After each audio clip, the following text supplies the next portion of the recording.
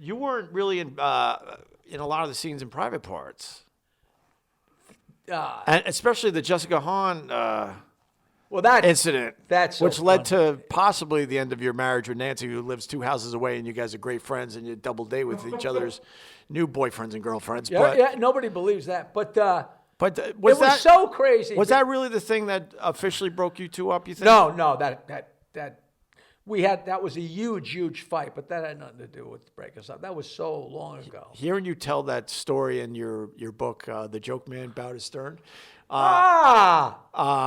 Wow, did I relate to that too? Because we're in this weird business where we have naked girls around us and opportunities all the time. And my line was always like, don't touch the fucking girls. Well, you know don't touch the girls. And I remember when I was at BAB, I'll tell you a quick story. I was with this girl that I'm no longer with a million years ago. And I got girls in whipped cream playing poker. Right. The whipped cream's melting. It's just a great show I was doing. And I'm describing the whole thing for the listeners, that type of radio seemed to work. And my relatively new girlfriend at the time calls the hotline and goes, "Are they naked?" And I go, "Oh yeah, they are." And then I'm stupid guy thinking, because you're caught up in the whole event. Well, I'm more caught up. How does it sound? Like, doesn't it sound great? Like I wanted someone to acknowledge that I'm doing great radio. My new girlfriend, she hangs up on me. Because you're doing show business and she's doing relationships. Yeah, she's worried that she's thinking in her head, "Oh my God, he's going to be fucking all these girls by the end of the day." And I'm just thinking, I hope this sounds good, because I want a radio show that people really like. Man, I went home and gave her the business. I'm like, "Do you understand what pays the fucking bills?" You know that Nancy didn't hear a word. But because she didn't hear a word on the air. All she heard was secondhand. Yeah, because we're in a position where it's a weird job we have in a weird world. But they should know that going in. So I was balancing it. Like, I understand if I'm now feeling up the girls and wiping the whipped cream away, that could affect my relationship. But as long as I'm watching this, describing this, and trying to build this radio show, everyone should be cool about it. Yeah, we're back from commercial, but Opie's in the men's room with this girl. That was never me. No one will ever tell a story that was me. So my point is, you were doing it for the show, Jessica Hahn. We were there at the Omni, and Jessica came in and she was taking a bath, and she said, "Come on, Howard, come get in the bath." She's way at the other end of the suite. And he says, "Come on, you guys, we got to jump in the bathtub with Jessica." And everybody's like, I ain't going. And I'm drunk out of my head. And I said, in my mind, I'm like, I'll just keep my pants on and it'll be a hoot. Yeah. So we walked back there, and I not only just had my underpants, I had my blue jeans on. And we got in the tub, and we might have been in there 30 seconds. I mean, it was, I hate to say it, but it was a nothing burger. Right. You know what I mean? Nothing. It was totally for the air. And I was stupid enough to not realize that he was chomping at the bit. And when that show opened the next day, he made it sound like there was a full-scale orgy, but that's his genius. I'm going to defend Howard on that one, because that's his job. No, that's his job. Yeah. I didn't think anything of it. Because if you're with someone that is, is confident and all that, you can explain that. Like, look, most of that was for the radio show. This is exactly what happened. I called home, and when she was pissed, I couldn't believe it. But her girlfriends did what he did.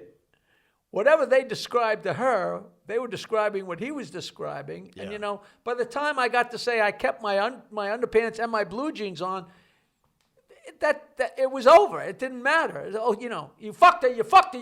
Oh, yeah, but except for one thing. I didn't fuck her. That's besides the point. You know what I mean? But it was great. And then they make the movie, and I'm not in the hot tub seat, because they conveniently made the movie so they were already big stars, and this guy stumbled it at the end. Yeah. I was just lucky enough to catch on to the end of It's a great movie, but they certainly changed what you actually were to the show. At least I was. No, the best part of the Jessica Hahn? No, let me tell you one more thing. Yeah. And I had such a bad reputation for negotiation and blah, blah, blah, because I stood up for myself and asked for things. Rory called up and said, "They want you to be in the movie. They're offering you double scale," which is an absolute insult. "Do you want me to do anything?" I said, "No, just take the fucking money."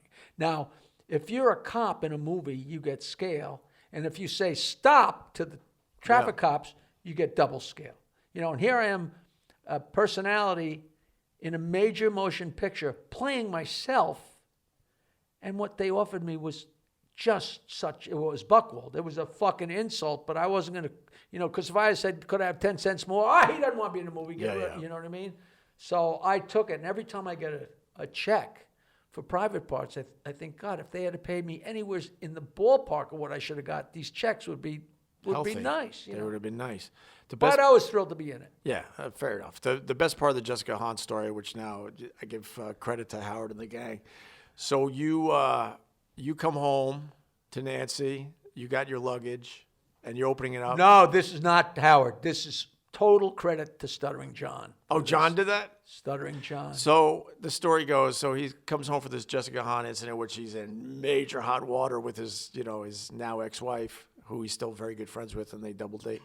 If there had been a sharp object where she could reach it in that kitchen, I wouldn't be here. She was out of her fucking mind. Here's Jackie the Joke Man, big star, coming home from a huge gig, and he's got to deal with this at home. He knows he's celebrating with #1 in all that foreign market. And he opens up his luggage, thank God. What happened was you can she take it from ran here. out pissed off and stormed out of all right, so the fight started. But I have no idea Yeah. if she's going to be gone 30 seconds and come back, or whether she's driving to her mother's, or whether she's driving off a cliff. Yeah. And what do you do with yourself? I don't know what to do with myself. And I open up my fucking suitcase, and there's this soaking wet pink negligee. And I'm like, motherfucker. But she could walk in I don't know what to do. So I grab it, and I ran out the backyard, and our backyard is the size of a postage stamp, and threw it over the fence because I didn't know how much time I had, and I came running back, and I'm like, those motherfuckers. As much as this sucks, that's funny. That is hilarious. But it didn't come up in the air for a long time, and then nobody even asked about it because she was pissed. She was pissed. Did your neighbor come to your yard going, is this yours, Jackie? It was kind of no man's land, kind of a little woodsy thing. Funny. The one thing that, and most people don't even believe it, I didn't know what to do. And we had just gotten back from Philadelphia, about to go on vacation, and me and Nancy were leaving the next day to fly to Europe for a 2-week vacation and to see her sister get married in Paris. And I'm not going anywhere with you. We're done, blah, blah, blah, blah. She wanted me dead. And I called the therapist. And I said, what do I do? And she said to me, Jackie, you do whatever you can to get her on that plane. Because once she's on that plane, it'll all melt away. You got to get her on the plane. That's what this woman said to me. And totally on my own. People think, oh, Nancy scripted it. Nancy gave me directions. I walked in the next morning and I said, Howard, I need the microphone. And just totally off the cuff, I said, I want to apologize to Nancy. What I did was stupid.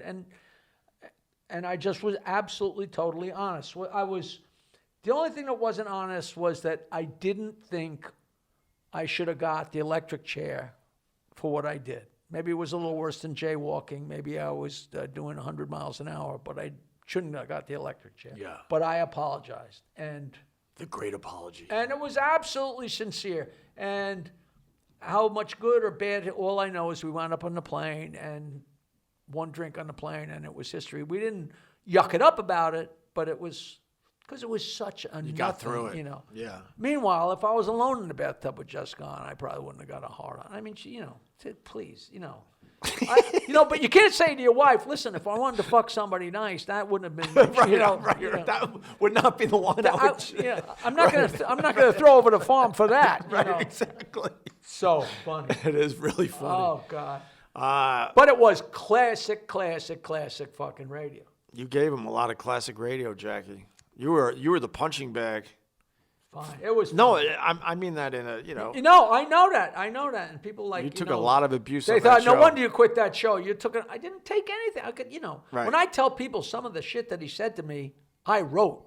Yeah. They can't wrap their brains around that. Yeah. He says a big, huge insult, and it's something I had just written down. And right. You wrote your own insults? I'd write horrible things that he'd say. About yourself, yeah, and like then handed it to Howard. If he said something to me that was really insulting, but like a little bit creative, I'm surprised people didn't go, wait a minute. Yeah. Now, where'd that come from? Right. Oh, that's great. One last thing. So the Len Bias thing, got me to thinking about the PC culture. So Len Bias dies.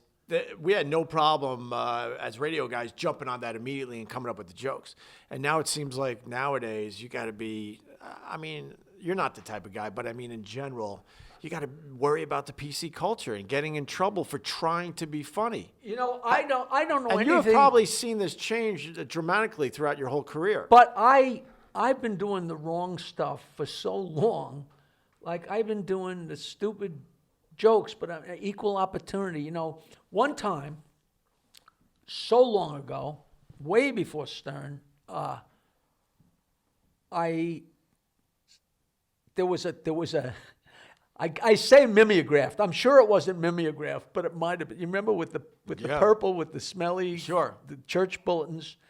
There was a thing called the Polish American Eagle, and I got a phone call or got one in the mail or something, and they were up in arms. They were crazed. I guess somebody had heard that there's this guy, this comedian at Rascals that does all these Polish jokes, and that's all he does is defame the Polish people. I think this is when I was on one day a week at Stern, and I was hosting the open mic nights on Tuesday, and so they're hearing all this stuff, and I'm doing shows there too on the weekends, and I'm killing and packing them in. They say, well, we shut down Joan Rivers, and we're not going to have this guy insulting the Polish people, blah, blah, blah. He says that the Polish people eat shit, and all, you know, whatever they said. It was a real diatribe against me. It's really crazy. And I called in and I said, listen, just come to a show. Just come to a show. I don't know how I communicated that to him.